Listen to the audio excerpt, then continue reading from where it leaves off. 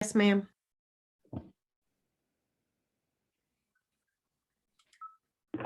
Okay, I'd like to call the Plan Commission meeting to order on Tuesday, January 24th, 2023 at 5:30. Janelle, could you please take roll call? Ertl, Here. Bell, Here. Gretzmacher, Here. Shampoo, Here. Kane, Here. Schmitz, Here. and Zashki. Here. Is there a motion to approve the agenda as presented? I so move. Motion by Gretzmacher, Second. second by Bell. All in favor, respond with an aye. Aye. Aye. Opposed? Carried. Is there a motion to approve the minutes from the December 5th, 2022 meeting as presented?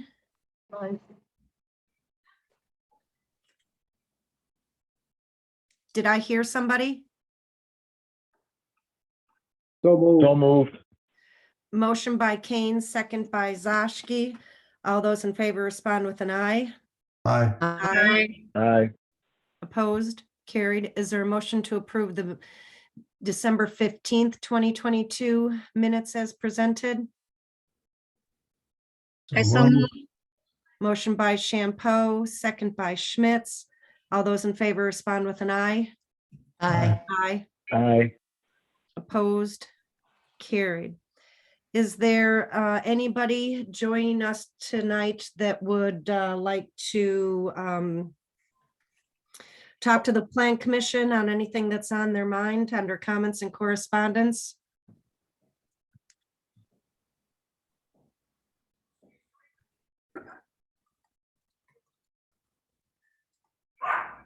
Okay, hearing none. Janelle, would you like to summarize the correspondence you've received? Yeah, there were a number of emails that were received after the digital packets for this meeting were published. And those emails were received from Guy Tooney, Todd and Peggy Platt, Michael and Maureen Wilkus, Stephen O'Hearn, Chad and Donna Kaler, Lisa O'Hearn, Michael and Lori Politz, Jim Spitzer, John Wildermuth, Dale and Linda Darmody, Todd Patricus, Kelly and Rob Olenijek, Benita Simons, Margaret Gerard, Kevin Gerard, Paul Simons, Jason and Kimberly Shupke, and Terry and Debbie Wolf. In their emails, all of the previously mentioned individuals who indicate that they own units within Mariners Point, which is adjacent to the vacant property at the corner of Mariners Point Drive and Sister Bluff Drive, indicate that they're adamantly opposed to the Plan Commission granting the density waiver request that would allow 8 units to be constructed on that property.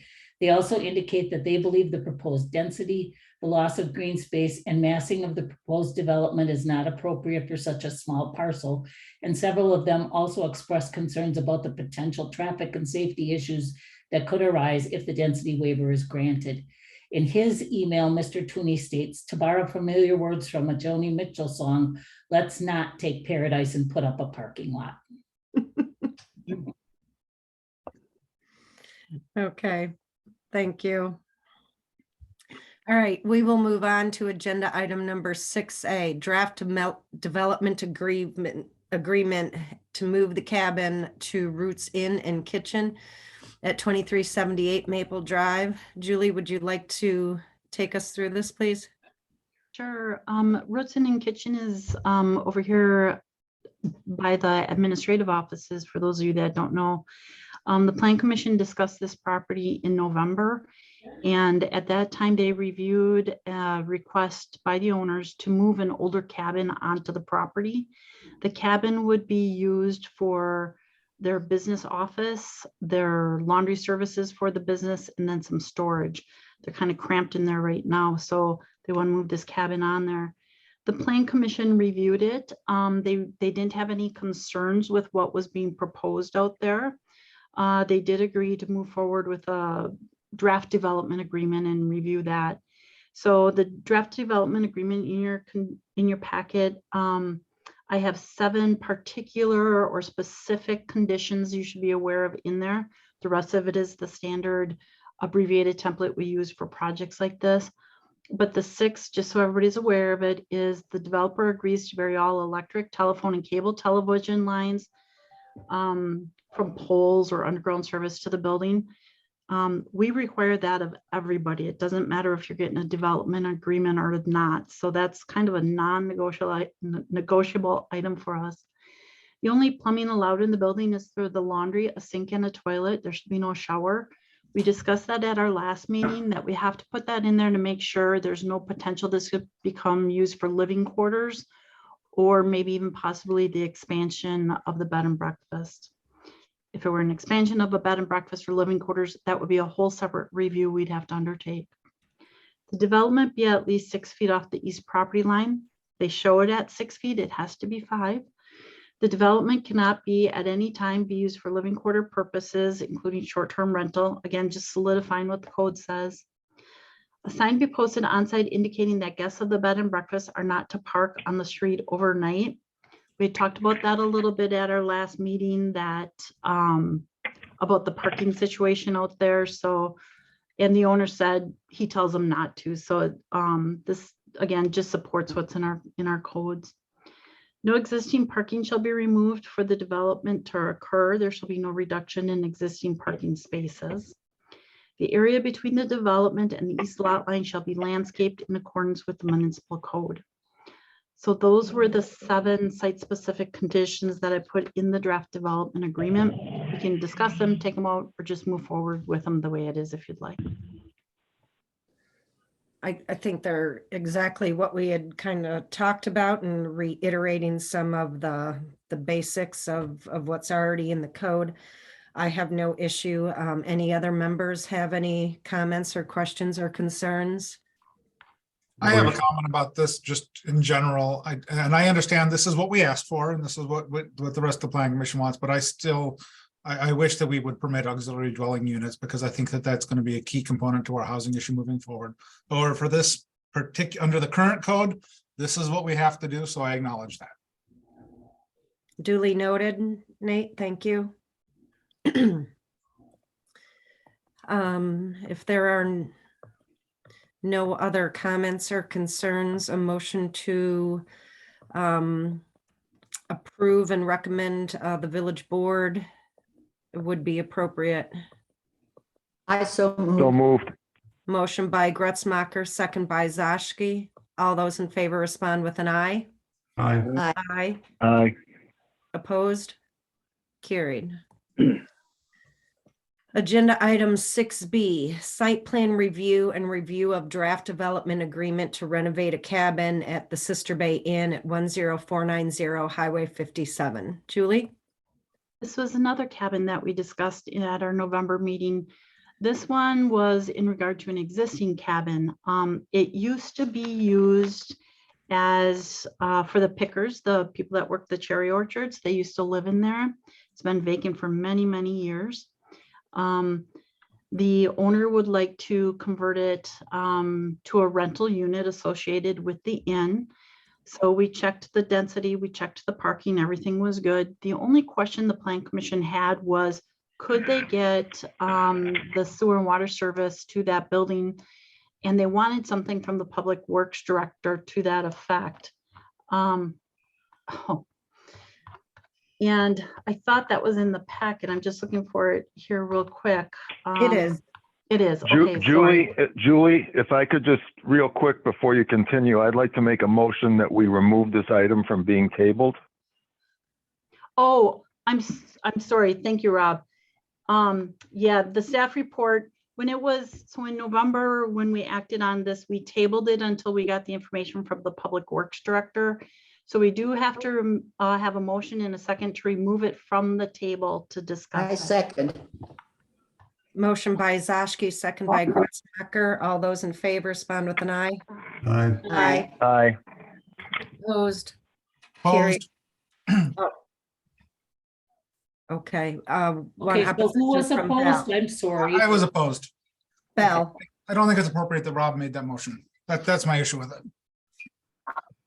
Well, as my staff report says, we do have to, if we're going to discuss it, we do. Oh, I understand. That's I all. understand. you want to, Okay, go ahead, Julie. So Dan's letter is in there. This one, like I said, there were no other concerns with it other than the utilities on it. So he's met what we've asked of him. I did put in a draft development agreement in here if we're ready to do that. Now, this one's not going to carry those same type of condition that the Roots one did, because Roots is bringing something new onto vacant property. This one is something that's already there, so we don't have to have, you know, the setback requirements and that nature. So this one would only have two, again, that the standard template, but then two site-specific ones just for this property would be, he agrees to bury all the electrical, telephone, and cable going to the building, because we know he's going to have to put in new service. They didn't have a lot of the services back when it was occupied by the Pickers.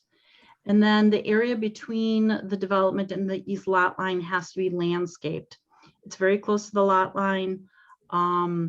So we'd want to make sure that, you know, we protect the neighbor's view and have that screening in there.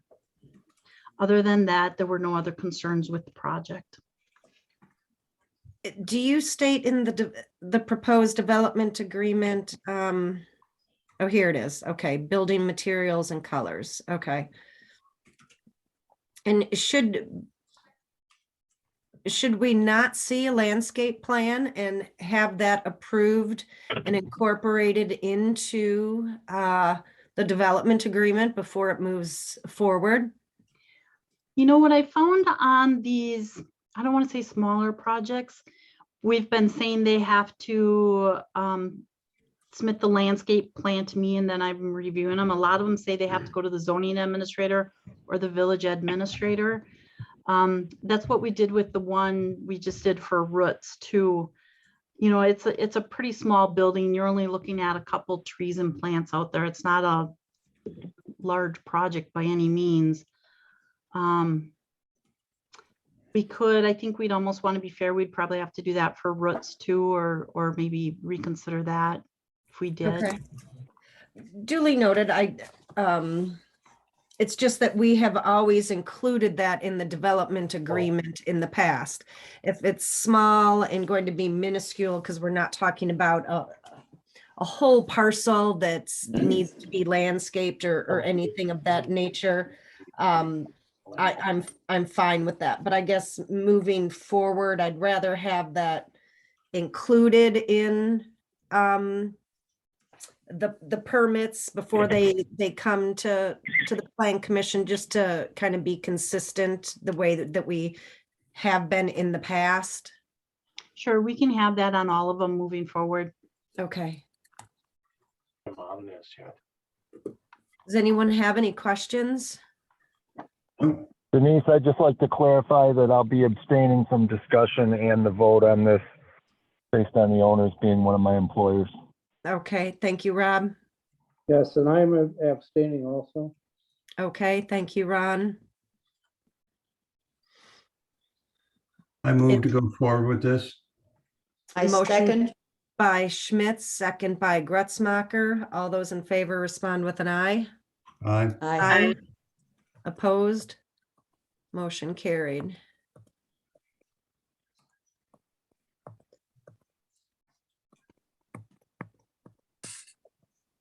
Okay, item 6C, site plan review.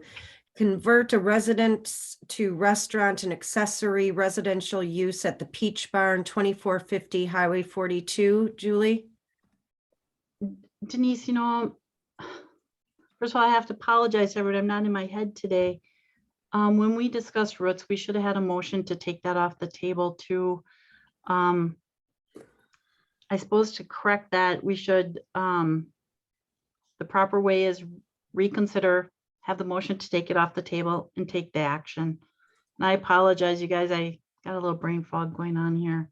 Well, this is just all new to us. Is it new law? No, that's the way the law reads. What we have to do is when we are delaying something, you know, to the next meeting, we should say postpone, because postpone, you don't have to do that. It's only when somebody specifically says table, then the only way to take it off the table is through a motion. Okay, let's all remember that. We are postponing in the future. Got And it. I do try to catch it if I know, like if I know your intent was just to postpone, we try to change it in the minutes. But these said table. Okay. All I right, so move we take roots off the table. Second. motion by Gretzmacher, second by Schmitz. All Is in that, favor? is that the motion you need, Julie? Well, if by consensus we agree, we're going to reconsider that right now. Do we all agree with that? Yes. Yes. Yes. And then we need that motion to take it off the table. So we have that. We'll take a vote on that. Everybody in support of that? All those in favor respond with an eye. Aye. Aye. Opposed? Carried. And then let's vote on it. Let's vote on the development agreement like we did before. Those in So I favor? think that was a motion by Gretzmacher and second by Schmitz. Is that correct? Zosh, Yeah.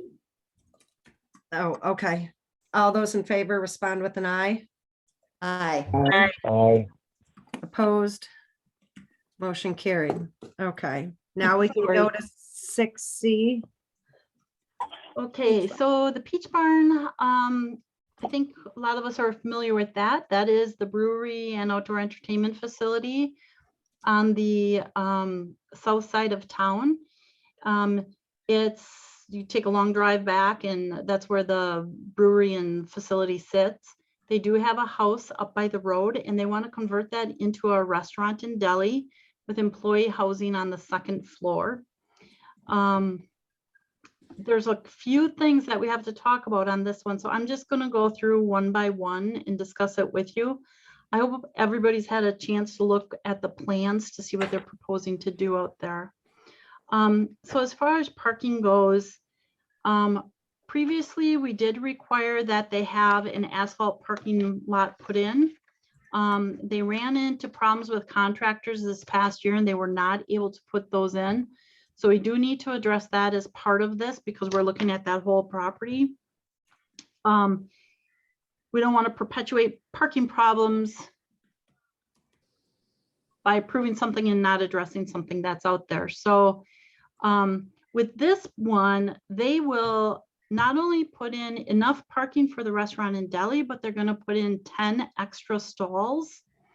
So, you know, if we're inclined to approve this, we'd want to say that those new stalls and those old stalls be asphalted before they open the new part of the business for the season. So we'd want to make sure the parking is installed per the plans to make sure we're getting those 10 extra stalls in there and that it be surfaced with asphalt and striped prior to opening the restaurant to the public. Second thing is the driveways. One of the driveways is going to have to be widened and it has to be at least 5 feet off the property line when we do that. This driveway is also going to need Wisconsin DOT approval.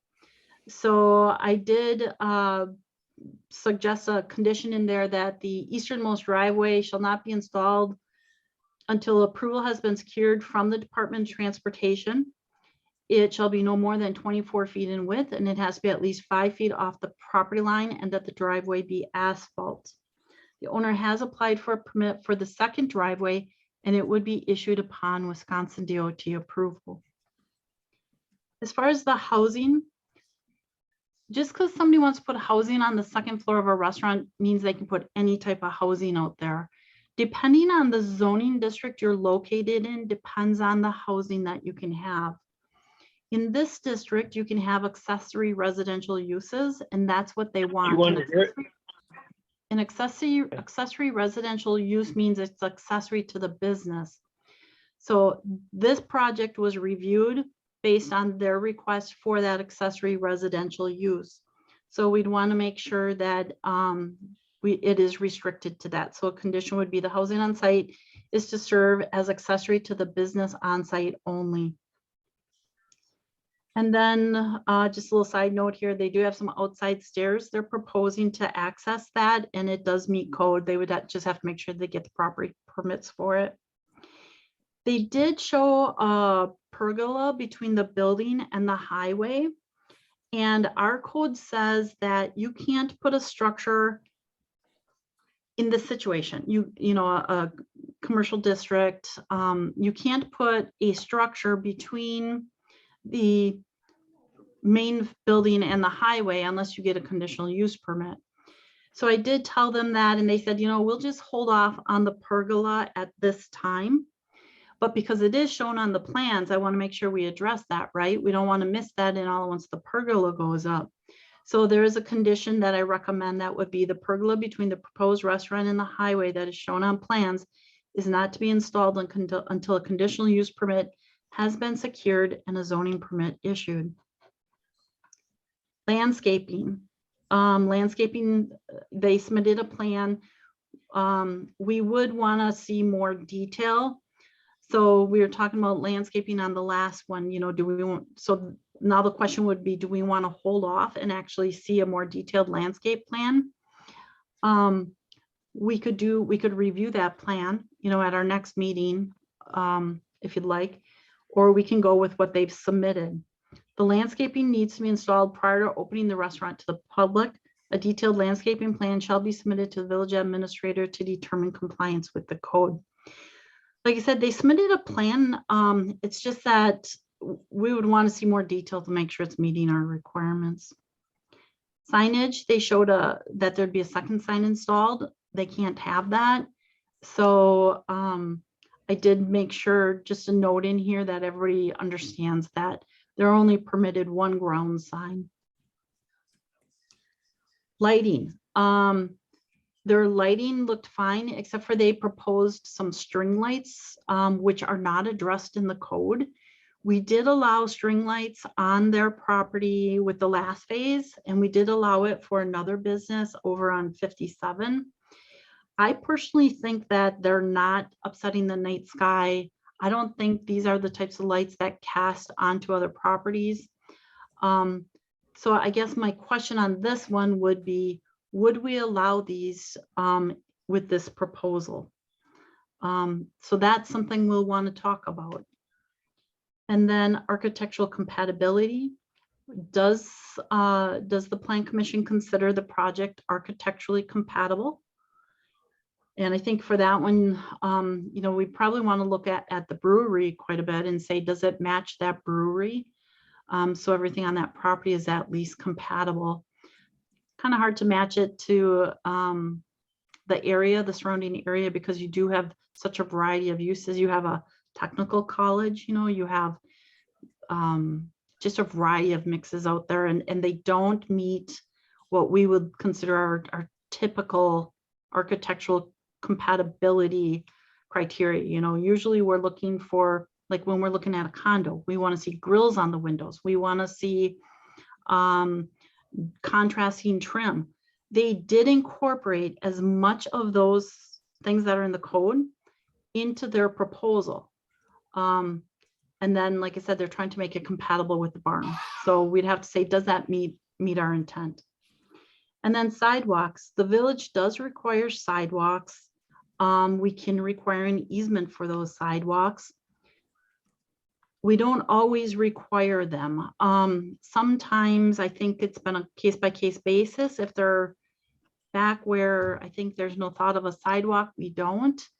Sometimes I think we just miss it, to be honest with you. But this is a particular area where where the Outdoor Rec and Transportation Plan Committee has talked about a trail going down that side of the road. So is that something we want to put in as a condition on this project? And then you do see the plans attached, and that's all I have for you.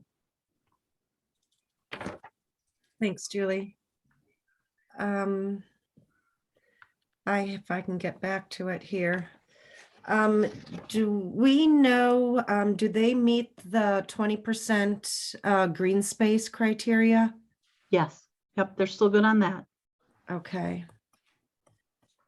And some of the, I'd like to see a plan. I know I've said this with other plans in the past pertaining to the parking spaces that dimensions that we're 100% sure that these are 9 by 20. I didn't see that on here. I would like to see that. And one of the biggest question that I have is a second driveway is allowed in the code, and Jerry's Flowers has 2 driveways. But I was wondering if there was any thought on removing the driveway that actually, at least that butts up to Highway 42, on removing that, and where everything would come in, kind of like where the driveway is now that goes into the garage. So you would pull in there, you would go through the parking lot, then you would take a right to go back to the Peach Barn. They would end up with more green space, maybe a few more parking spaces, because I do know that there was a lot of parking on the lawn this year. I understand that an additional 10 spaces are going to be put out here. But I just, was that ever a thought from the Whites, from you, Julie, from, is it a good idea? Is it a bad idea? That's not something, we didn't talk about eliminating one of them. My biggest concern when I met with them was, can you have 2? Because on a narrower lot, I wasn't quite sure if we'd have limitations on that, but I didn't find any. I'm not sure if Sarah and Jason are on the call, if they could answer that, whether they've considered that or not. Yeah, we're here, Julie. Okay. We actually did have a parking, I don't know if expert's the right way to say it, but a consult, and talked through, honestly, our worry was congestion. We were trying to avoid congestion on the highway.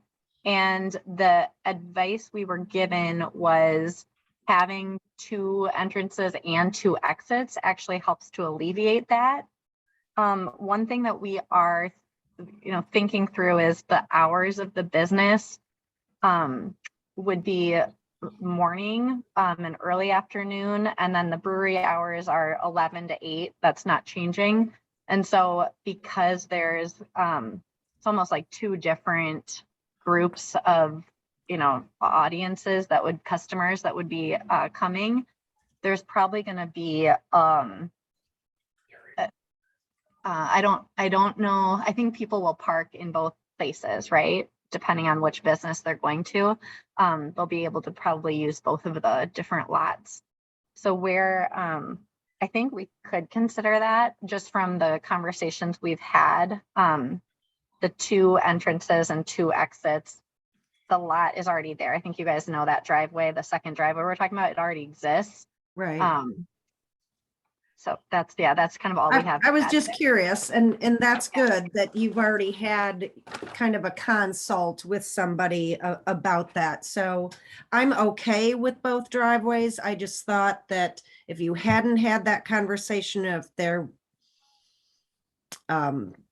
that maybe it's one that could be had, and that way there's just only one place to enter and exit. And I was thinking that would be better instead of 2, but obviously I am not a traffic expert or parking lot expert.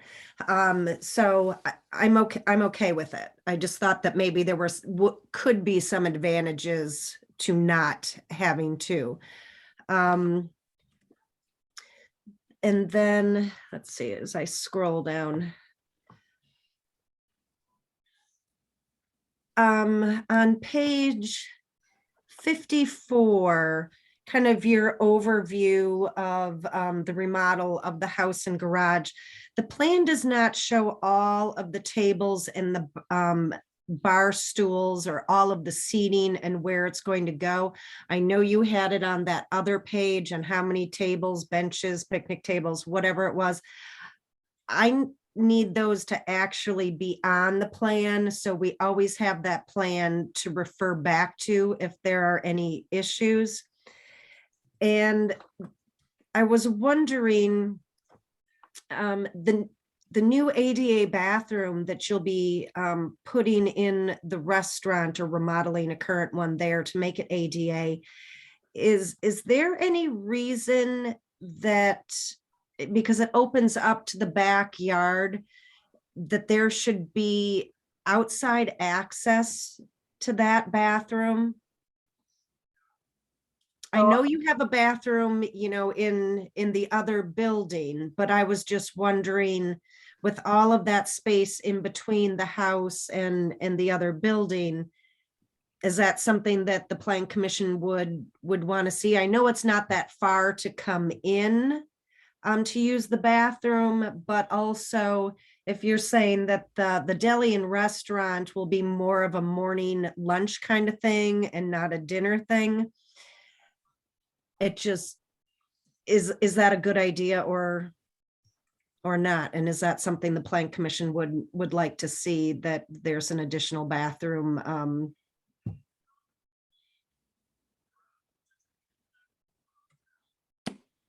Do you want me to respond, Denise? This Sure. is Sarah. So should I start with I'll start with the bathroom, but I can also address the seating. This is an existing bathroom that would be renovated.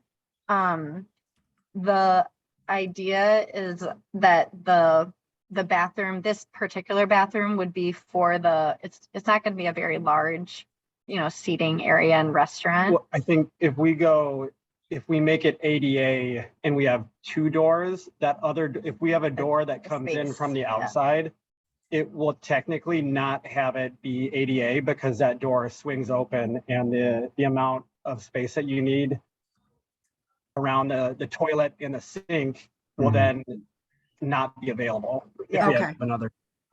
And the cost to do that, we did do an analysis. There is a door like 8 Right. feet away that they'd be able to come in, but there is an ADA so in the brewery. I hear you on, people will be able to enter this new proposed cafe from the backyard. Does that make Right. sense? Yes.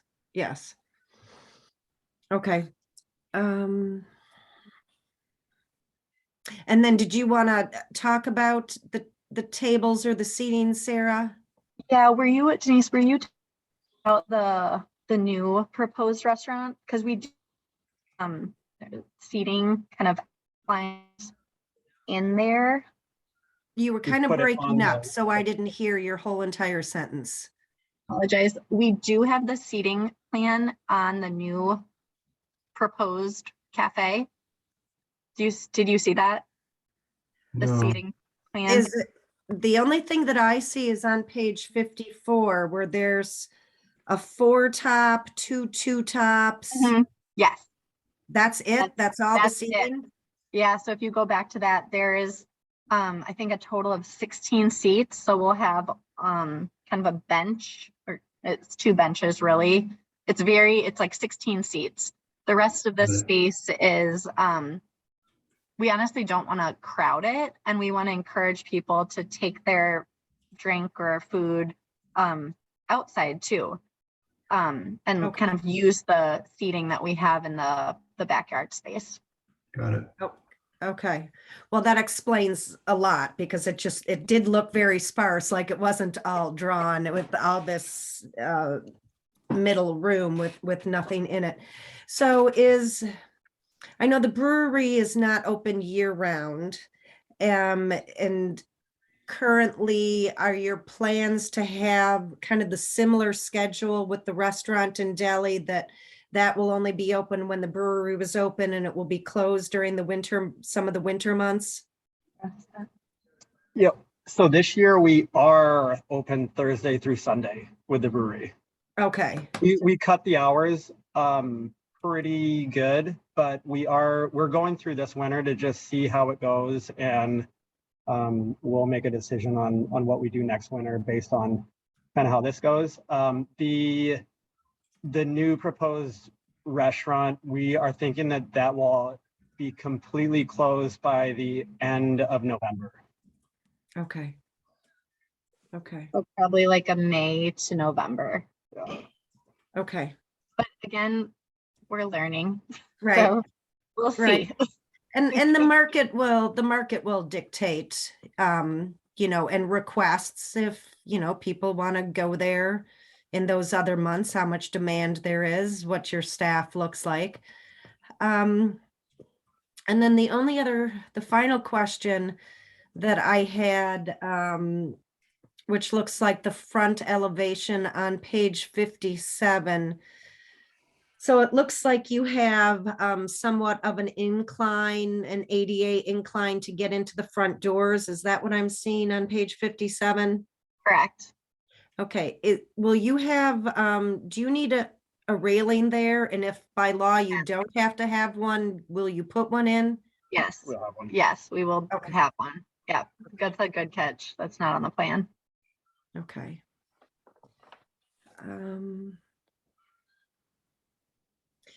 I think that you did architecturally the best that you could do. I mean, this is a home. You are not building it from scratch. There is only so much that you can do to it architecturally. I think you've done that well to the best of your ability. So those are kind of the only questions I have. I'm fine with string lights. I think because of the low wattage that they are and the ambience that they give, if it's all right with Plan Commission, when we do some code revisions, I think we should put this on there on incorporating that language into what kind of lighting is allowed, seeing that we have already allowed it on a couple of other developments and possibly now this one. I do want to see a parking calculation though for all the different aspects of the business, and a more detailed landscaping plan. And then the other thing that Julie brought up was a sidewalk. I know it kind of makes no sense to require a sidewalk to be put in when there isn't one anyplace else on that side of the highway. But more importantly, I think if we want to see a sidewalk and our community more walkable, that we get the easements for them. And then at some time when there's a bunch of properties that are all in a line that the village has the easement for, then a sidewalk can be put in. So I would like to see the easement. I don't know that we would ask them to put that in now. And that's something that would be a special assessment in the future. It would be a village project, and then the property owners are special assessed that, and you have X amount of years to pay it back, etc. But to me, it just makes more sense instead of just having one property that's not even that large, having a slab of sidewalk there. So, Denise, could I make a comment about the sidewalk?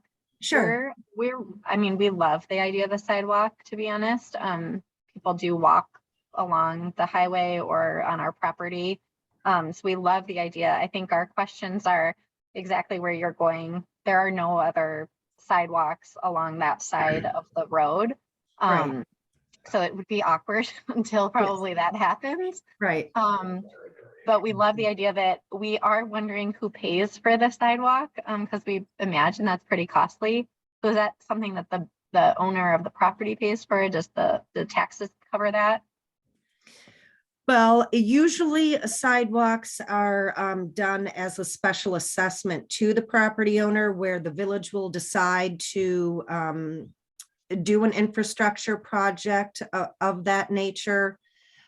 then the cost is determined by a linear foot, and the property owner is assessed by the foot for the frontage that they have. And then usually like for sewer and water assessments, I think it's a 10-year payback plan. I'm not saying that will happen, but the other thing is that the village could also use some of, I believe, the Pratt funds that we receive to do the project, so the property owner would not be impacted, and it comes from that pot of money. So I don't know in the future what a board would decide, but those are kind of the two things that would happen, one or the other. Very helpful. Okay. Thank you. Sure. Denise, Yes. I have a question. I've written down the things that, we should look for and bring back, or look at and bring back. One of the comments you had was you wanted to see the stalls marked on the plan. They do have some text that says proposed parking lot stalls 9 feet by 20 feet.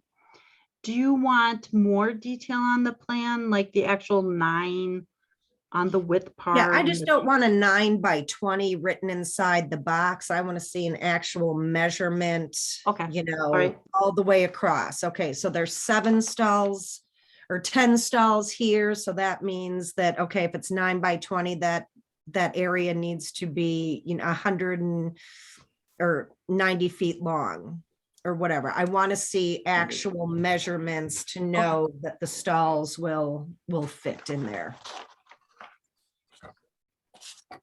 Just to make sure that there, because I Yeah. think I asked for that for Luna View and another project also.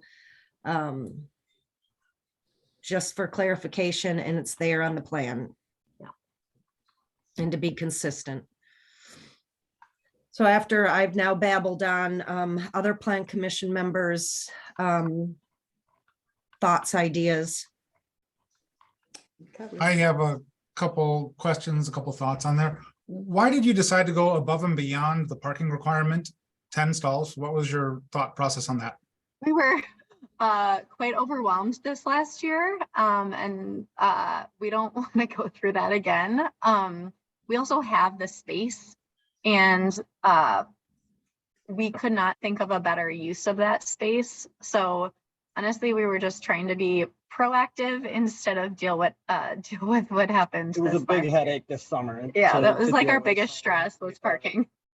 Okay, I have a different viewpoint on parking than I think most of the other commissioners. I think that we need to have parking maximums, not parking minimums. But if that's truly what you feel you need, okay.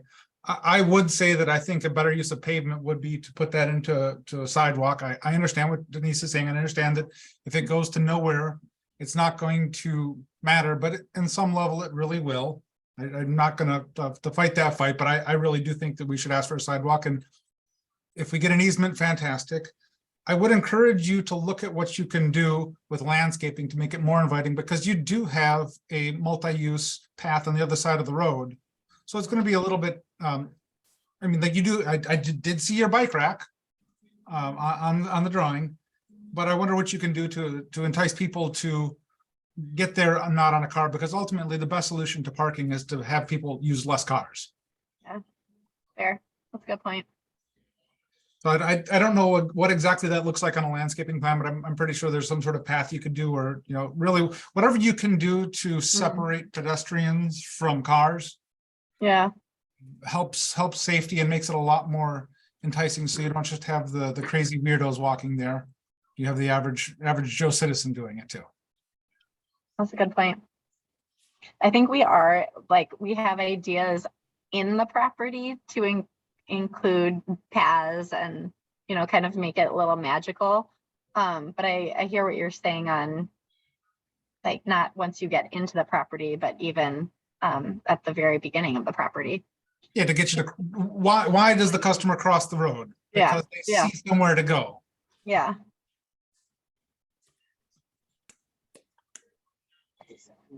That's it for me. Thank you, Nate. Anyone else?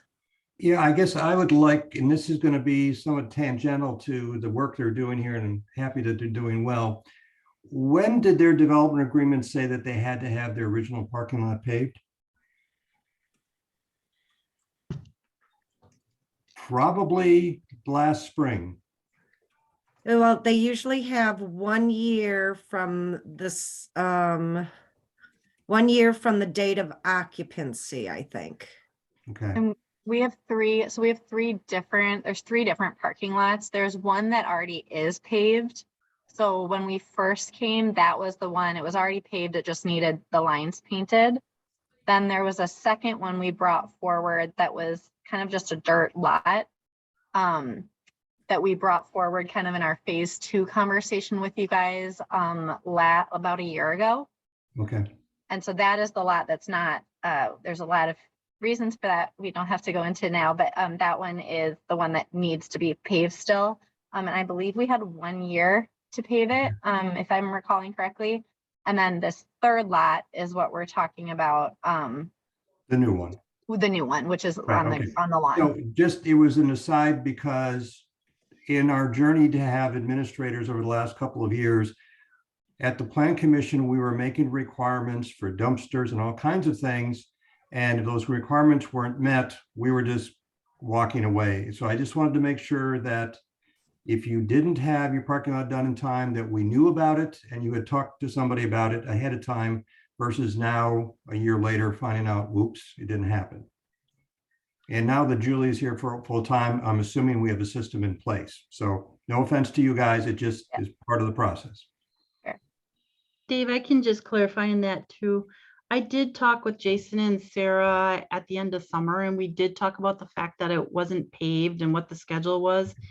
And this was before they applied for this project. Okay. And because we were talking about people parking on the grass and all the problems. And they did tell me at that time that they had contacted an asphalt company and they just weren't able to get them out there in 2022 to do the asphalt. So when this project came around, I said, you're going to have to make sure that gets asphalted because no one's going to go 2 years now without the asphalt. So, Okay. All so right. they're Thank they're you. aware of that. We talked about that. All right, good. Boy, is somebody having contractor problems up in Door County. That's something new. Can you help us? I do have one question.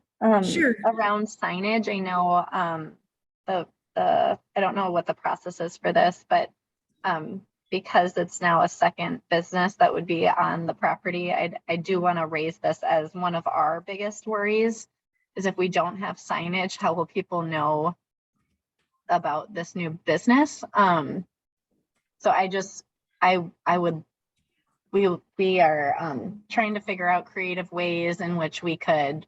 Do we put that into Yeah. one sign, or what would be the best solution? Yes. One sign up to One sign. 24 square feet. I don't know the size. I don't remember the size of your sign currently, if it is already that size. But yeah, you'd have to incorporate it into one. You may consider moving its location. That would be up to you. Yeah. And Julie, was there anything in the code about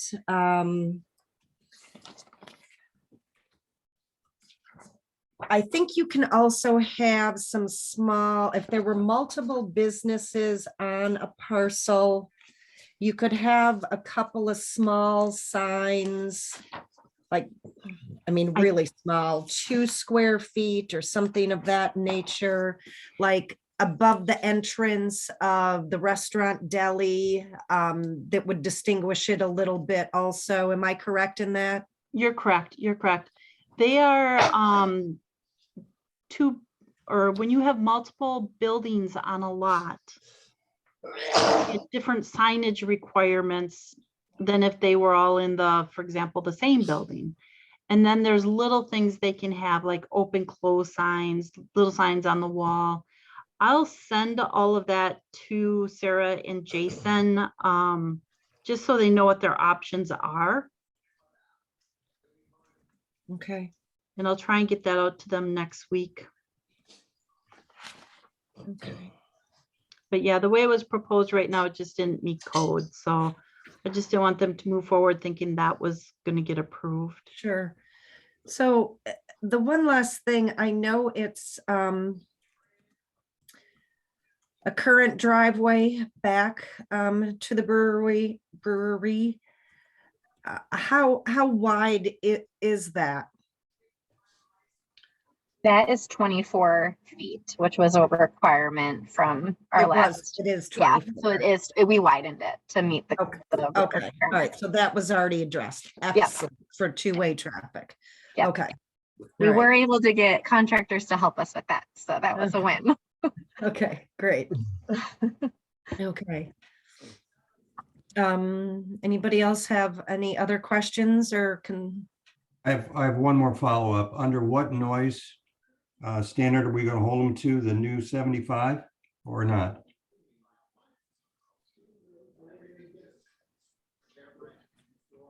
I have not checked for compliance on what standard would apply to them, David.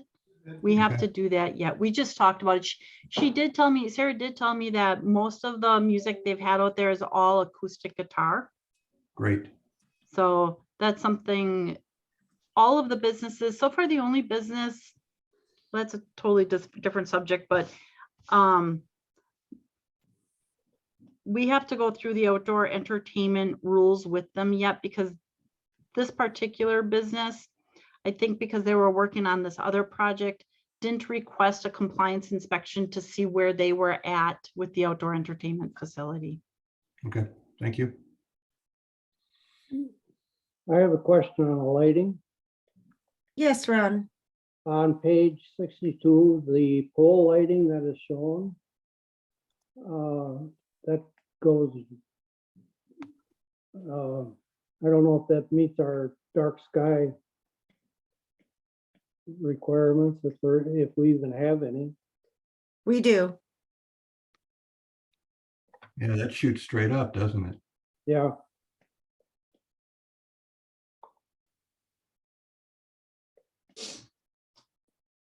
Which one shoots straight up? It's right, Page 62. on page 62, the pole lighting. it's right on the left side there by the picture of the couches. And that is already, that when we bought the house was actually a light that already is there. I don't know if that matters. We can change We could it, change it to something Yeah. that shoots down. but it's We were a, just gonna change. an that. existing, what is it called? It's just an existing. Outdoor light. light. It's probably been there for 40 years, I guess. At least.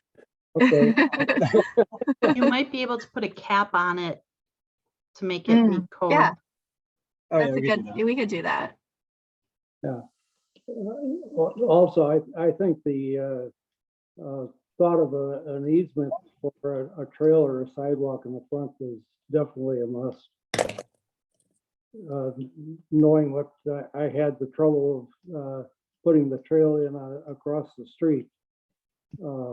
I think if we can get started on something on this side, it would be great.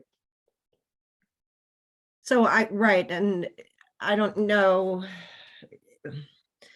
Dan Klansky, our DPW, would a meeting with him be appropriate to find out exactly where that easement is, where the right of way for DOT is and where an easement would start? Because that could impact how much green space they have, where their parking starts. I mean, it may, It shouldn't impact green space because that we just changed code, so that would not impact the calculation on there. But the Okay. rest, it could impact some other things. right, it could push back something. I know their aisle is in the parking lot is larger than it needs to be, which I think is great. But do they need to meet with Dan Klansky, or is that something that staff will prepare and then share with them? Julie? Well, Now that I know the commission is more inclined to just make sure we have the easement rather than the actual installation, I'll, I'll just confirm with Dan, but I'll meet with Sarah and Jason and talk about that because, it depends how wide of an easement do we want. We don't like, I shouldn't say we don't like, but Dan and I don't like getting the easements in the right of way because it pushes up the cost of construction because then we're bound by DOT standards. We prefer to get those sidewalks on the private property and then the easement from the property owner like we're talking about here. And we can be pretty selective on how wide that easement is. I agree wholeheartedly with Ron. Getting that easement on the other side must have been a nightmare because they're going through parking lots and everything. So I'll just talk with Dan and then make sure that there's room for the easement plus the green space, assuming, looking big picture, when that's installed, will we still have that 3-foot strip of landscaping between that and the next feature and things of that nature? And if it means we have to shorten the driveway, we're going to have to. We just got to make sure it still meets code if we do. So we'll take care of that. Okay. I have a question on that too, that easement. So we have a power pole that goes, I've never measured how far it goes off the road, but there is one that is maybe, I don't know, 8 to 12 feet that is right in the middle of our property that then runs power to the house and then the back. And I don't know, I would assume that would be a pretty big, I think you'd have to move that or do something with that in order to get a sidewalk because it would be right in the middle of the way. Yeah, we'll look at that when we do it. Okay. Anyone else? I have another thought. I want to share something else on the lighting. I think your string lighting, we should absolutely permit that when we do. I would love to see us cap the lumens per bulb at 200 lumens, which is going to be a little bit more than the standard string light. Just that way we have some control over that string light, but that's not specific to that. That's just when we bring it up for code And change.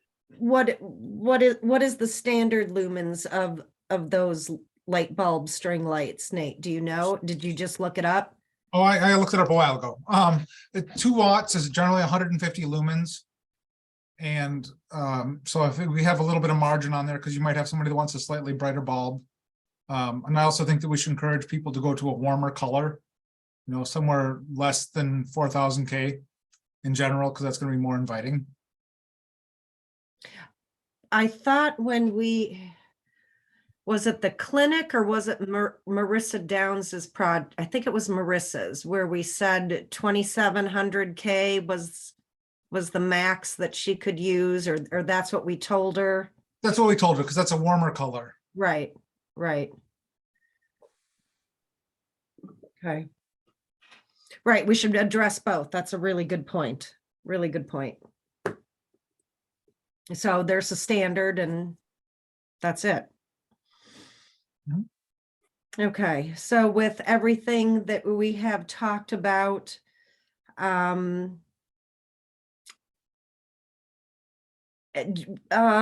and Jason, will there be a problem getting a landscaping plan and some of this other stuff to us for our next meeting? Would that be doable? Yeah, I think that's doable. We just, we would really appreciate if we could get on your agenda next month. Sure. Because we have our whole to-do list across our wall, and we're, there's some things that we can do without your approval, marketing, and just menus and things like that, but there's a lot that we can't obviously do without kind of your approval. So yeah, I think if we could get on next month, that would be fabulous. Well, I know you didn't ask for preliminary approval. Oh, could we have that? So I Denise? was, yes, Denise, I just have a question, just to be clear before we move forward. They will have this paved parking lot before they start a new project, or that's what it kind of sounds like?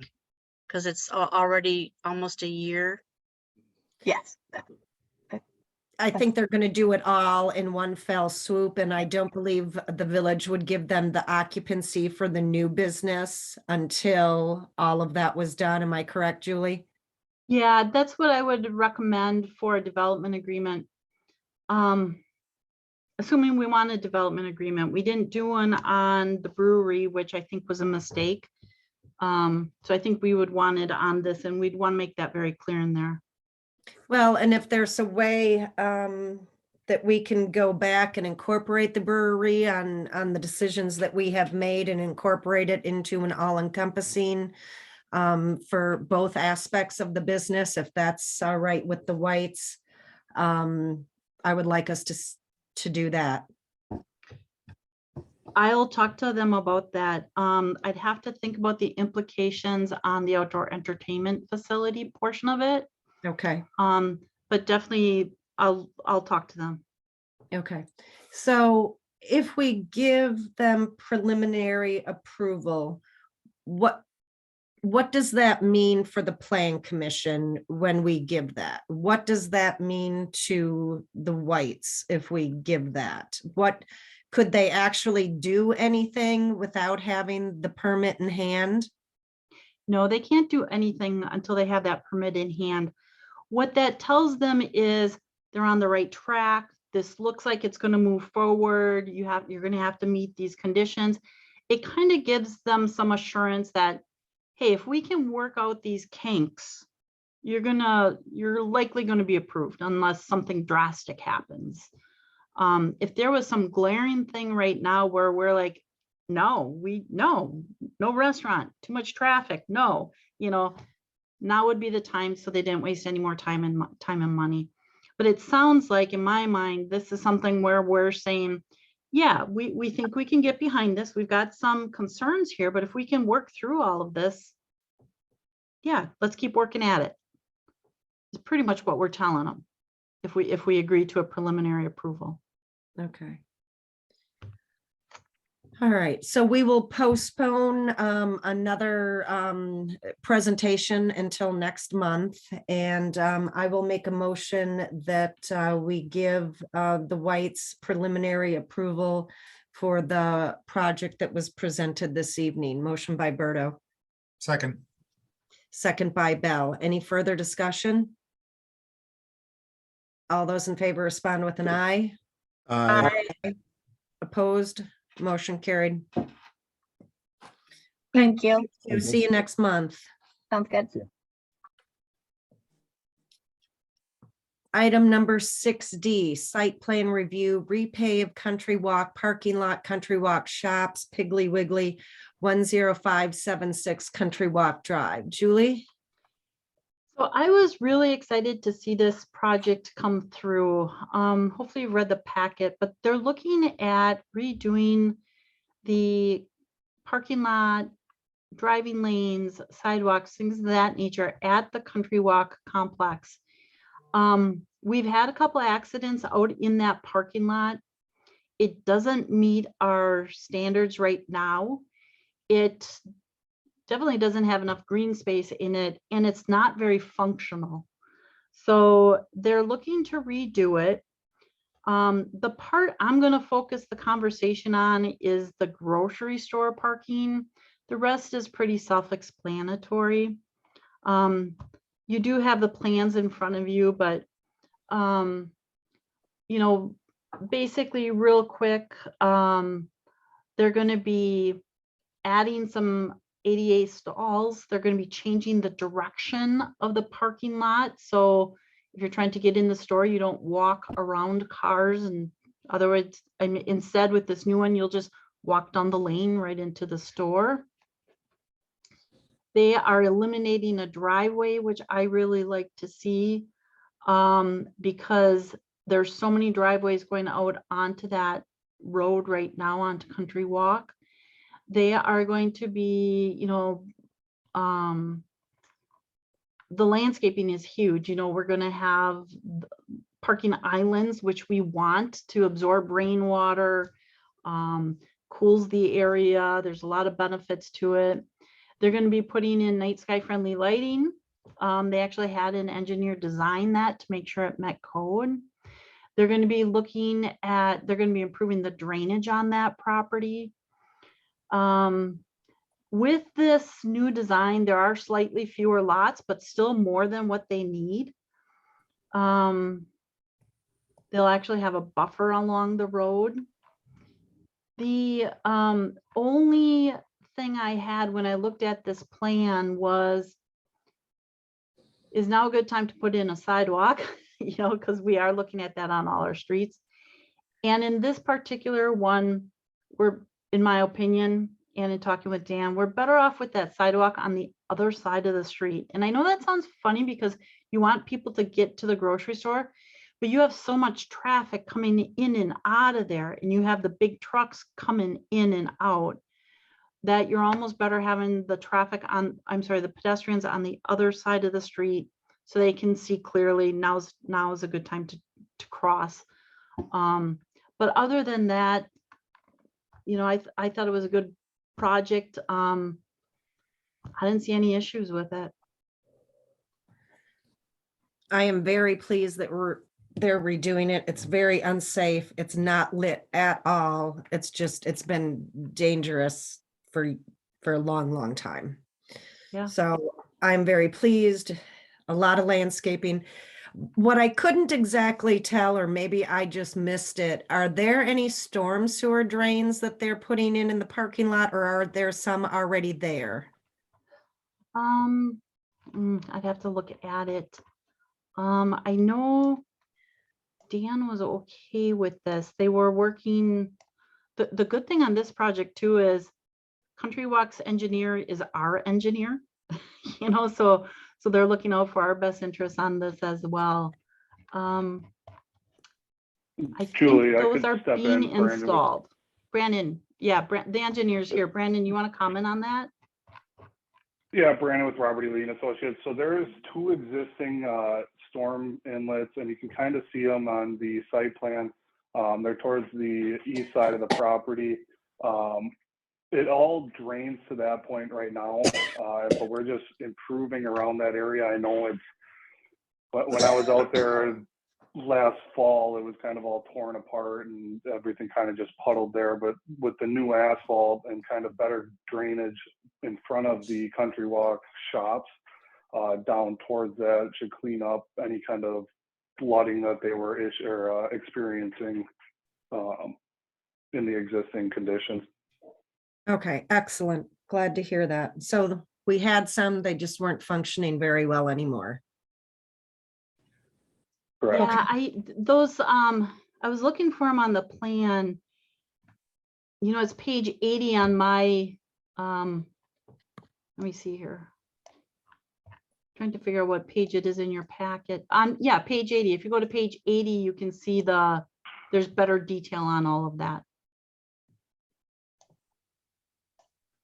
I'm really confused by something you said, Julie, that you think it would be better to have the sidewalk on the other side of the road. This property does actually touch the existing multi-use path, and it could provide access directly to there, so they wouldn't have to cross the road to get all that pedestrian traffic. And then I think also something that's completely missing from this that we haven't asked for in the past, and I really do think we should start asking, is there's no consideration for anything other than vehicles in here, and cars. And again, we're not going to solve a parking issue with just parking. We need to encourage multimodal transportation, even Right. even in the village, especially in this area where it's more densely populated. So on this property, when you're looking at this part, the outdoor rec transportation group had agreed that we should be bringing sidewalks up from the south along Country Walk.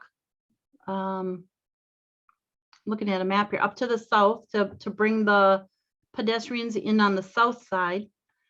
We do have some sidewalks across the street. And you know, one thing we don't want to do is put the pedestrians where you're having the big trucks backing up and the vehicles constantly, I mean, that property gets a lot of traffic. So if we can have the sidewalks coming from the south where you don't have as much truck traffic, and on the other side, then that is a safer alternative for them versus Well, it's saying, safer to have hey, somebody we're, come from Bay Shore Drive. If they're coming from the north, they're walking up the hill, they go down Bay Shore Drive and they simply turn left without having to cross the road. They can go right into the pig parking lot without ever crossing the road. I mean, maybe not as a thoroughfare, but as a destination. I mean, there's a lot of people that walk to the Piggly Wiggly. Yeah, and I, right now, if you walk up Bay Shore Drive, you either cut in behind and you kind of walk up where Top Butt is. It's not clear to people unless you've done it before that that's how you get there. Or you would just come up to the corner and go past the Top Shelf place. I really think, I know you're saying on Country Walk Drive, at least coming from Bay Shore Drive, a sidewalk coming right down there would make it easier for people. Plus, I think isn't there a bus stop there someplace? Or some sort of yeah. Yeah, even if it's not connecting through, like you say, Dave, to come from South Bay Shore Drive down Country Walk Drive to the pig itself. Even if it doesn't, I understand what you're saying about going back behind where trucks are loading and unloading, but at least get the people to the Piggly Wiggly. Yes. I need to check and see if they own that land. Okay, hold on just a second. I pulled up the county map of the property and I think, do I hear what you're saying correctly, is next to Top Shelf and there's a bunch of green space there. There'd have to probably be a couple of trees, at least from this photo, that would have to be removed. But a fair amount of green space there that a sidewalk could come in that green space. And then once you hit the parking lot, it just ends, but it gets them from the trail on 42 into that parking lot. Is that where you're talking about? Or are you talking about it being on the BP side? I'm talking about exactly where you are, except I would say that we shouldn't just have it end in the parking lot. We need to have some sort of designation in that parking lot, because the parking lot is an extremely hostile place for pedestrians too. Like there's some sort of landscape, there's things that can be done. I'm sure Robert E. Lee has done that in the past for other folks. I think it's just something we need to ask about at this point. Well, and let's think about, they're putting in those wonderful islands. Can we cheat a little bit on, so the islands that are going to border where they're taking out the one driveway, you've got a space there where they're going to put in a green buffer. I hate to do this, but maybe we have to make that some sort of a path, and that at least gets you almost to the front door. And you do have to cross two driveways. Or could it be compact car parking? And so they don't have to be 20 feet deep. Is that a possibility? There are many parking lots that have some smaller parking spaces, but they're for small cars, and the signage states that. And two of them can be bike racks, because actually right now they have put the bike racks, they kind of stuck them, they might have taken them away now, but all summer long, they had bike racks right next to the second driveway entrance. I think you nailed it when you said they stuck it there, Dave, because that's pretty poor placement. Well, Nate, I'm giving them credit. They put them someplace. They did. That's something, but I think we need to ask a little bit more. Oh, Nate, you're thinking just come from the trail along Bay Shore Drive to the what I would say the north edge of the part they're resurfacing. Yep. And have a sidewalk that far. But And you're have not them- looking to have it south of that where they're not working and where they have all the truck traffic, are you? I mean, that's kind of like putting it through an industrial zone. No, yeah. I think I'd love to see sidewalks on both sides of the roads everywhere, but in this case, you pick your battle. If we can get people so they can easily access the pig we're actually gonna cut down on some need for some of that parking too. Okay, so 42 to the north boundary of the proposed resurfacing. And also have them include some sort of designation, some way to get pedestrians through that parking lot safely. Whether that's putting bollards up or and by shrinking down some of those lots so they can walk through there. I'm sure there's a lot of things that we've done. You can also do a raised walkway. Just if you simply have it go up there, people will slow down when they cross it. There's a lot of things that a lot of places are doing to make that a little bit more pedestrian friendly to cross that relatively hostile parking lot. Sure. I'll talk to Brandon because, you know, maybe those, I don't know if some of those are designed to be compact cars. I don't think they are. They all pretty much look the same to me. And I'll talk to him about what he had in mind for bike racks. And I would encourage them to have the bike racks close to the building so that you don't have additional pedestrians from people that are putting their bikes there. Then now they have to cross the parking lot. It's just the less vehicle pedestrian conflicts we can have, the better. Yeah, I know that safety, the accidents they've had were vehicular. So I know the ones I looked at were, so I know that was a big concern on this project is how to make it better. So I will work with Brandon and we'll bring it back. On something like this, we've never done, not that I'm aware of, we've never done a development agreement on a parking lot. Is this something where you're going to want a development agreement on it, or will site plan approval be adequate?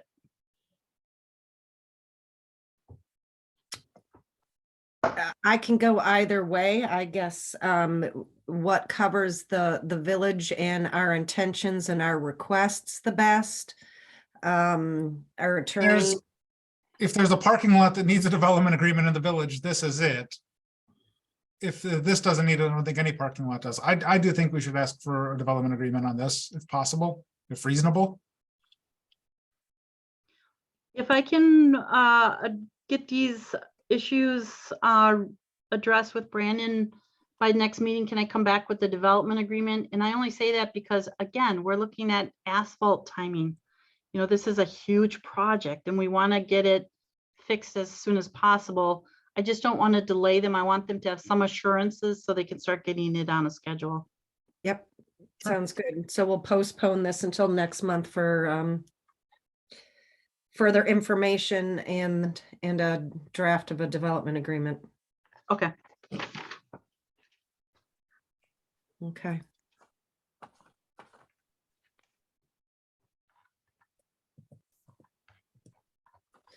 All right, agenda item 6E, density waiver request, proposed 8-unit development by 3 families, the vacant property at the corner of Mariners Point Drive and Sister Bluff Drive. Patrice? Yeah, I'm going to recuse myself from voting on this issue. Thank you. Okay, Julie?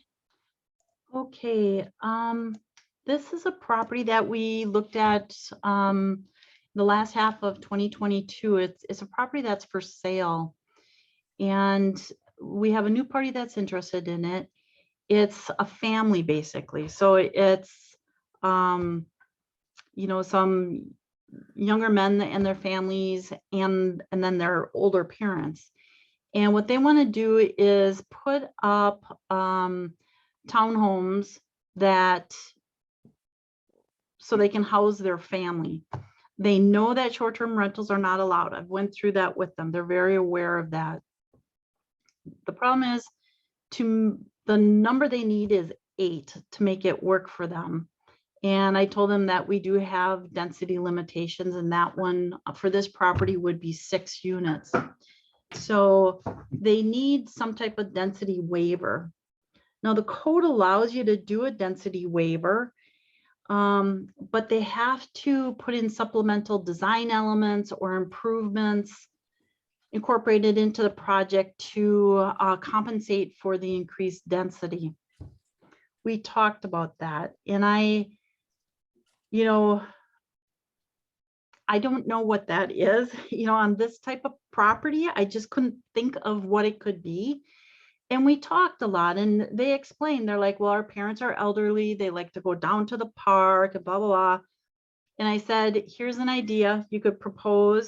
And I said, you know, we have had it where a developer in the past did improvements at the park. I don't know if it was in relation to a density waiver, but he did that as to kind of alleviate the pressure of his project. I said, maybe offering to do improvements at the park for senior citizens might be a way to mitigate impact of more people there. I don't know. We'd have to ask the plan commission. We talked about trees because they're going to have to take down a lot of trees. And these guys are, and I feel they were very genuine. I would have to say they're tree lovers. They're like, because they're like, and here's one right here, Garrett. And he's like, we're even willing to plant some trees, we don't want to take down trees either. So they were looking to develop this property. Again, the density is an issue for them. They were looking at designs which mitigated the amount of footprint. They have that design in there. These aren't large, wide units. They're trying to take up as little space as they can. They're trying to save the trees, and they're like, tell us how to help, because we want to help. We want to live here. And if we're causing a problem, if our density of having 2 extra families is causing a problem, how can we help that? So they came up with the proposal that you see.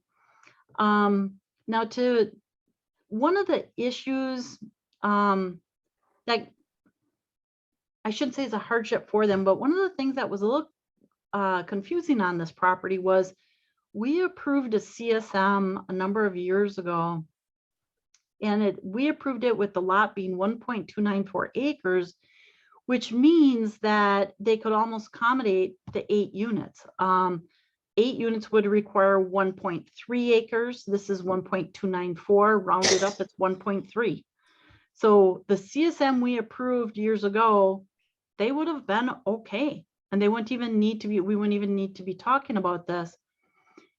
However, county GIS shows it as 1.06. So we know there's an error somewhere in there, but it is, taxes have been paid on 1.06. It's listed as 1.06. It's 1.06.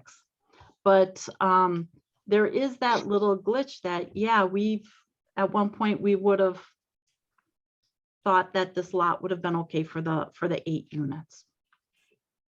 So that's kind of an interesting twist on this whole project. Other than that, he did, Garrett, Andy, and Eric, and the man in front of you right now is Garrett. They did give us a site plan. And yep, there's Eric. They did give a site plan, building plans. They gave us a lot of information so you could at least see what they have in mind. We do have some issues with the plans. They're well aware of that, so they know they do have to do some design work, but before they invest in that, they want to know, is this something we would even entertain? Would we allow a waiver so they can come back with plans? They know that nothing's going to get approved, that you still have to approve the site plan and the building plans. But at this point, they're looking for information on the waiver. So when I was reading the packet today, I called and talked to Janelle today to get me to pull out the files on Mariners Point and Sister Bluff Estates to see if they could find in those records the density of those 2 developments. And I guess the files were quite large, so it was easier for them to go to the county website and look at the total acreage of each of the developments and how many units are on there. And what Janelle and Heidi came back with is that Mariners Point is 9.72 acres and it has 27 units. I don't know if somebody here from Mariners Point can confirm or deny if that is correct, but that is the information that I was given. And so at 6 units per acre, that means that Mariners Point would have been allowed 58 units, and they are at 27. This is So Guy they Tu- are, Guy pardon? Tu- Guy Tooney is online from Mariners Point. Yes. I was a developer most recently from 2014 through 2021 and completed all of the southern end of development. It's correct that we do have 27 units. Okay. It was approved for significantly more, but I came before your committee and asked for a density reduction to provide more green space, et cetera, because I felt it was just too crowded with the amount of approved units. Okay, thank you for confirming that. And then for Sister Bluff Estates, they have 29.38 acres. And there are 52 units on that parcel. And according to the 6-unit density, 176 would be allowed. So they are less than a third of that. My concern is these are the developments around it. I understand there's a church parking lot right across the street. Not the most beautiful view for any particular parcel for development. But because this is such a small lot, and to increase the density at such a high percentage, I know it's only 2 units, but you're going from 6 to 8, that's a high percentage. And with what is around it, I am not comfortable with increasing that density for this particular lot. And that's the information that I have that I wanted to share with Plan Commission on the other 2 developments in that area. And so I would like to hear if anybody else has questions or thoughts. I concur with your thoughts on this, Denise. I also do. So do I. The density, but I think you're right on this one, Denise. Thanks, Denise. Sure. And we could maybe speak a little bit in more detail about the plans. I know that you guys have information as well. Garrett or Andy is on as well, just not on video. So feel free to chime in. It is a smaller parcel. And, just kind of with our families and what we were looking at, that is why if we had 8 acres, we might still have 8 units. We're looking at, kind of trying to get the number of units ultimately that we want. And we've tried to lay it out in a fairly symmetrical area, try to keep berms and kind of wooded features as much as possible around the unit. The unit is off the main road. We're trying to kind of keep architectural features that don't make it an eyesore, that make it fit in with the surroundings. We certainly don't want, huge dense areas either. We're not necessarily trying to kind of create this eyesore monstrosity. We're trying to more accommodate, what we think makes sense for that particular parcel. And keep as many of the trees, and then potentially look at how we can offset that in other areas. In that area, a lot of talk about, walking and paths and that type of thing. So, we're in a location where we would be walking to Roots and Peach Barn and the Piggly Wiggly. So can definitely empathize with all of the comments to date. We had even, earlier on talking with Julie, talked about, hey, would a walking path potentially make sense on our property, it would be off the highway, and it would, certainly it's not in the proposal, but to try to figure out a way to allow further access that's off-road, that's away from kind of the main drag. I think we're willing to work as much as possible to with the group to try to get something that makes sense. Thank you, Eric.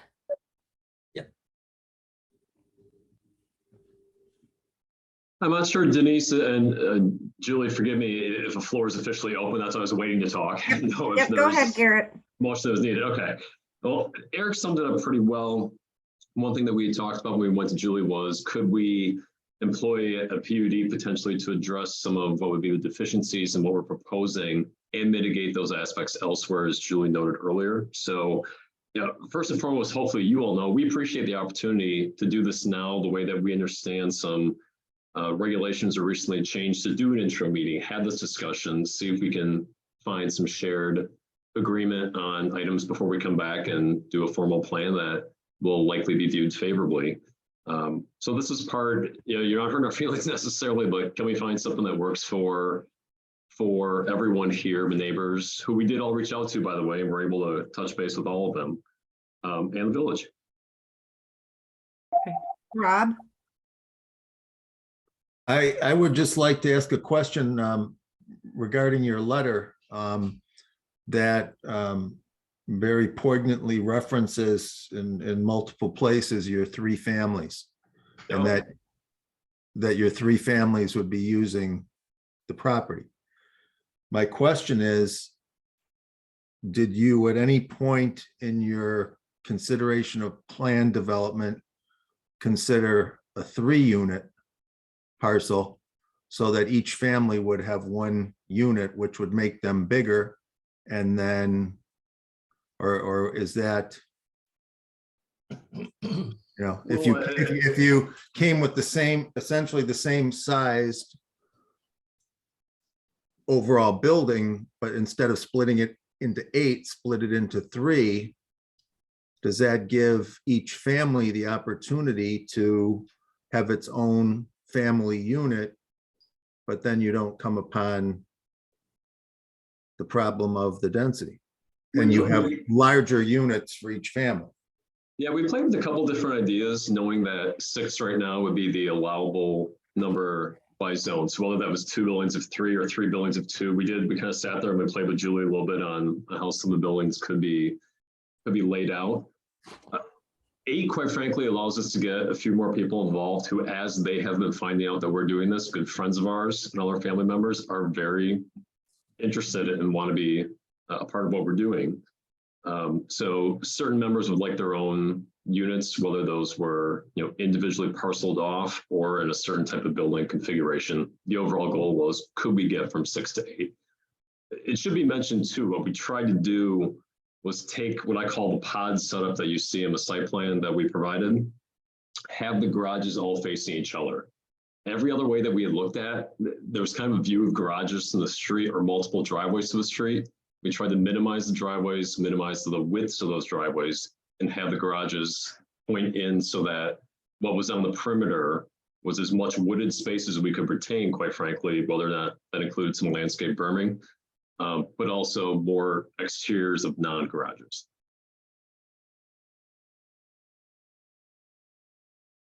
Yeah, and a couple other, we had originally played with having them off the street or possibly having them coming in from both directions. And I think this gets us to one driveway, kind of everything condensed in the middle, and then exteriors with berms and trees as much as possible. But we're open to other potential ideas there as well to make it fit in with the surrounding area.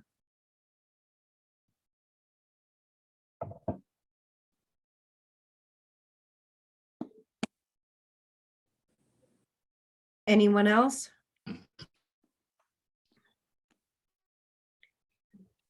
Julie, do we need some kind of motion because this is just a conversation? So they have applied for the waiver request, so we're gonna need to take an action, either denying or approving the waiver request.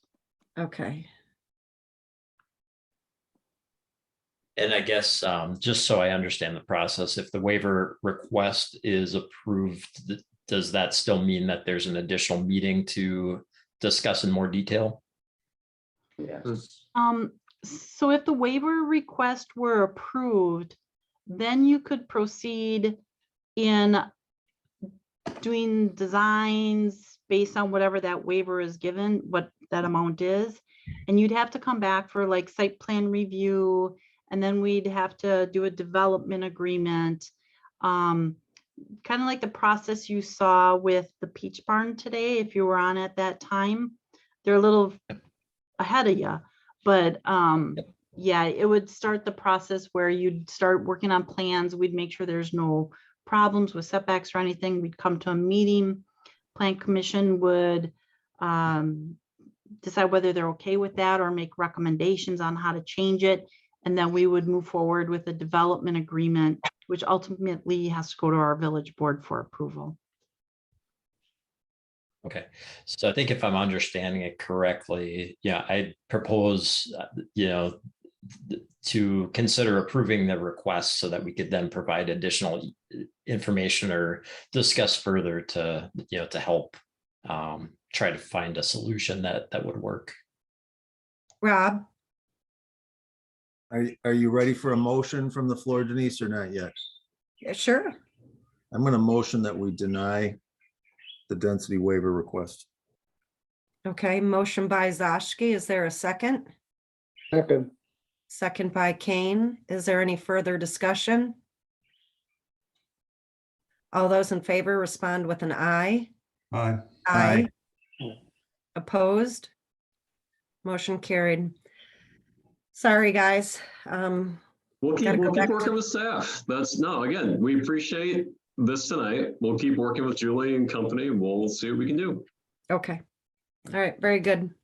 Thank you. Thank you.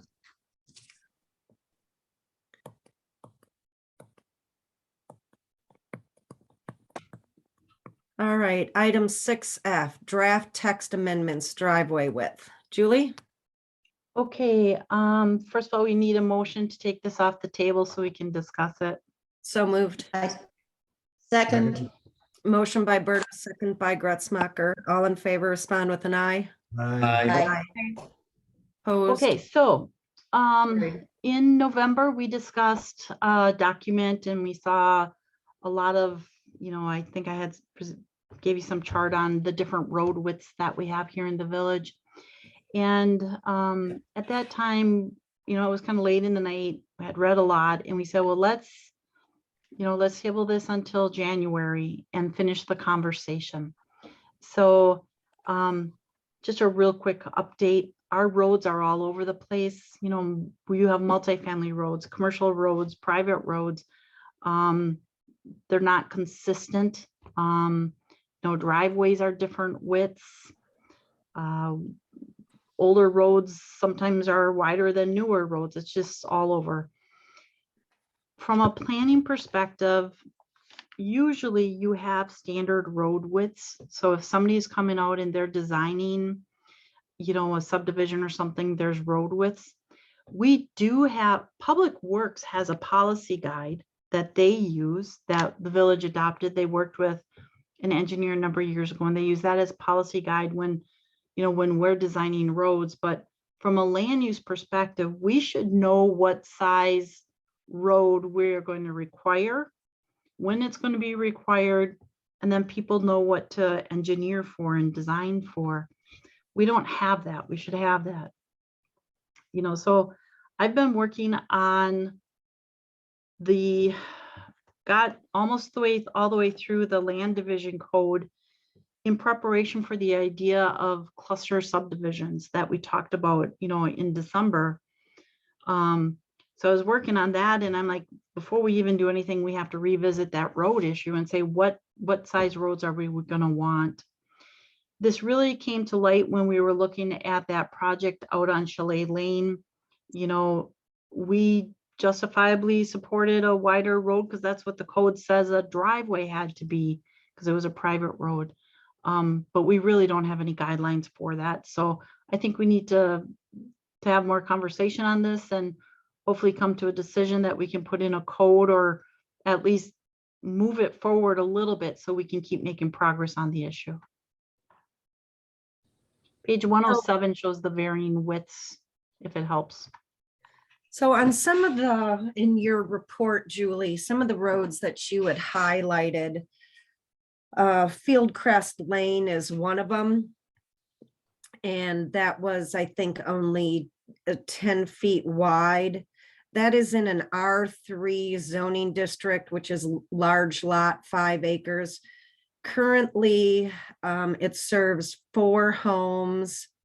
One of the lots is 10 acres and could be split. So the most that road would ever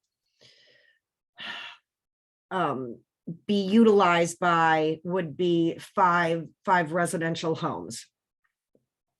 You stated that portions of Meadow Lane were 12 feet, but I don't know what the other portions are. Northwoods is 10. That just doesn't seem right to me. 10 feet for 2-lane traffic for a road. I understand that it was built as residential only and not as a through road at the time that it was built. So in my mind, at a point in time, that road needs to be widened. Now it's going to be a through road. And so that will have to be addressed. I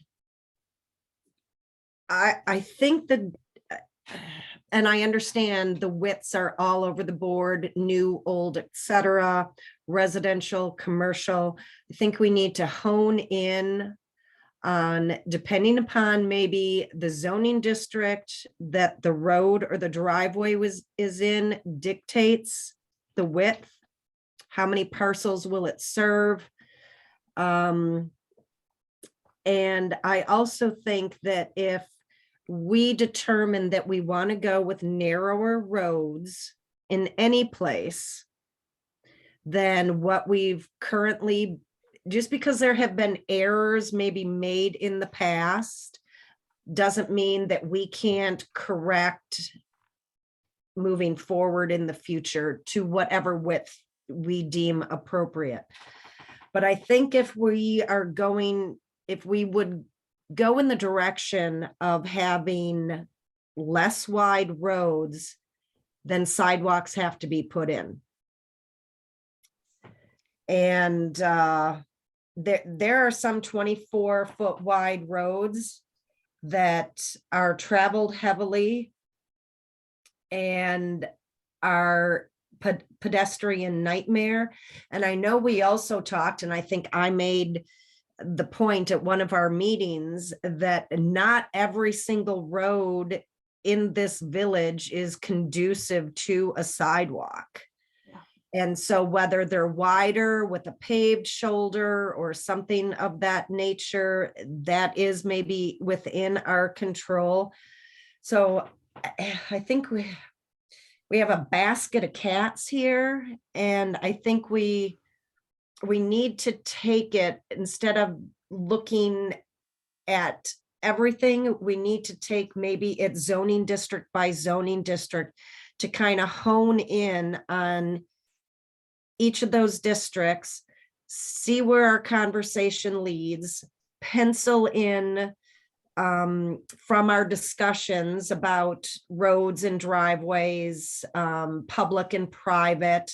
And then when we get through all the districts, then see how do they align? And are there adjustments that need to be made? Is R1 close enough to R2 that even though maybe in our conversation we came up with different criteria, but should they be the same? That's kind of how I see tackling this, not necessarily by just really broad strokes. I think it needs to be detailed. I agree with you, Denise. You know, right now, if a new road is going in, we're building Cherrywood or something. Dan is sitting down with the engineers and they're doing projections and a lot of stuff. And they're determining, how many vehicles do we think are going to be here? What type of loading are we going to have on it and stuff? And they're going to come up with engineering standards, which I think we would, I'll be honest with you, on those new roads, I think we would always agree with what they're doing.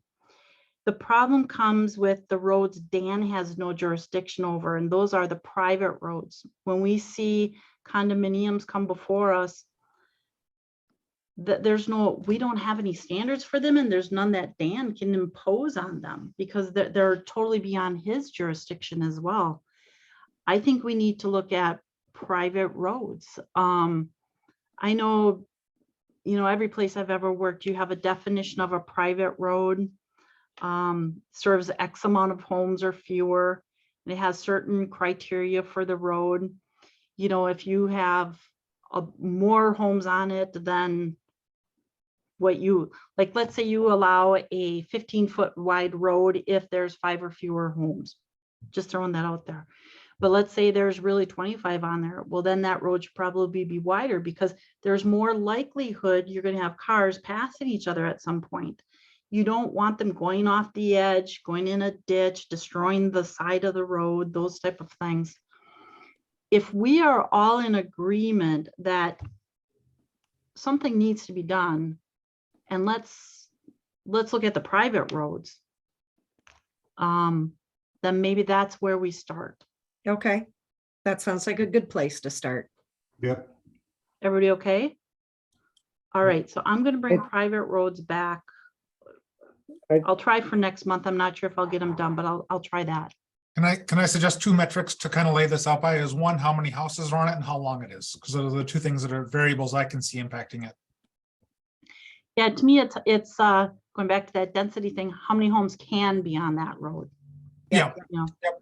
Not just what's here today, but not what we can imagine. But can. Say Nate, don't you want bike lanes on there? What's that? Don't you want bike lanes on the roads? You know what? Bike lanes on every road is not actually the safest thing. Sometimes you want to share it with everyone. We don't need the widest roads everywhere. And I'm perfectly content going on Pheasant Court on my bike, and I can manage with my neighbors and be civil, and I can even go by Rob's house without causing a problem. And his road's plenty wide. It's kind of bumpy, but it's wide enough. Well, I think this is good information, these road widths, because as for those of you that are on the board, or if you ever are involved in projects with the board, at least there is some inconsistencies out there, and sometimes roads may see like we're overbuilding them. Maybe we're just trying to get them a little more consistent too. So anyway, I will bring that back in February. Julie, could I request that, because I can't print from my computer that the village gave me, can I request that the spreadsheets on 107 through 110 be printed out for me, which are the road widths of all the roads? Sure. I'll also print that document. I'm not sure if you saw it, that talks about how much the skinny roads. Pardon me? Oh, I was going to say the skinny roads, that link that you had, or no, you were talking about something else. No, it was, we have to inventory the roads, and then we have an inventory. We know when they were resurfaced and how wide the surface is and that type of information too. I think it's something everybody should know about their village, but again, I'm a planning geek, but I'll print that as well. Okay, great. Thank you. Okay, item number 7, consider a motion to convene into executive session pursuant to Wisconsin Stats 19.85 sub 1 sub G to confer with legal counsel for the governmental body who is rendering oral or written advice concerning strategy to be adopted by the body with respect to litigation in which it is or is likely to become involved. Motion by Berto. Second. Second by Bell. Roll call. Berto, yes. Bell, yes. Gretzmacher, yes. Kane, yes. Schmitz, yes. Zashki, yes. Okay, at 7:19, we will stop recording and go into, we are in closed session and we will wait for everyone to. So Denise, I just opened a breakout. Okay, at 8:18, I make a motion to return to open session. Motion by Berto, Second. second by Gretzmacher. Roll call. Berto, yes? Well, yes. Shampoo, yes. Gretzmacher, yes. That's yes. Zashki, yes. Okay, there is no action to be taken from closed. Agenda item number 8, our next regular meeting is Tuesday, February 28th. And is there a motion to adjourn at 8:19? So So moved. moved. Motion by Second. Gretzmacher, second by Shampoo. All those in favor respond with an aye. Aye. Aye. Opposed, motion carried. Thank you, everybody. Thanks. Thanks, Good night. Good night. Night, Randy. All right. Thanks, Randy.